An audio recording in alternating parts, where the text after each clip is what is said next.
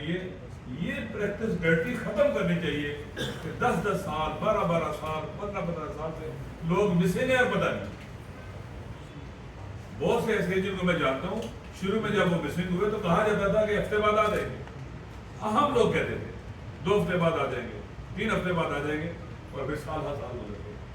لہذا پاکستان کو ایک ہی چیز بچا سکتی ہے، آئین کی supremacy, rule of law, parliament کو سپریم دے، عوام جن کو منتخب کریں وہ عوام کے اصلی نمائندے وہاں ہوں.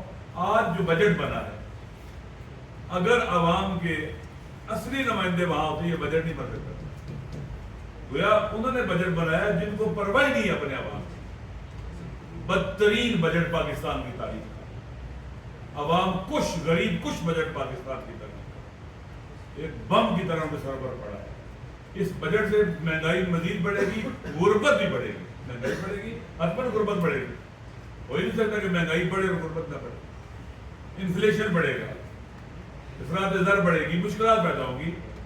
اگر عوام کے الیکٹڈ نمائندے ہوتے ہیں، جب پارلیمنٹ کی عزت اور آبرو ہی نہیں، اسی پارلیمنٹ سے لوگوں کو اٹھایا گیا رات کو. کسٹوڈین آف پارلیمنٹ جناب اسپیکر صاحب جو ہیں، ایک کمیٹی بنی تھی، آج تک کسی کو بتایا کہ کس نے اٹھایا تھا، کیوں اٹھایا تھا، اور پارلیمنٹ کی جو تقدس ہے حرمت کس نے پامال کی اور کیوں کی. جب پارلیمنٹ اپنا تقدس کھو بیٹھتی، اس کا مطلب ہے کہ رہ رہے کوئی فائدہ نہیں. پھر یہاں سے جو بھی ترامیم ہم کریں گے، جو بھی بل بنائیں گے، یہ پاکستان کے عوام اس کو پاؤں کی ٹھوکر پر رکھتے ہیں. ان ترامیم کو بھی اور ان بلوں کو بھی جو عوام کے فائدے میں نہیں ہے، بلکہ ایلیٹ لوگوں کے، جو ہماری ایلیٹ کیا کہتے ہیں کہ لوگ ہیں، ان کے فائدے میں.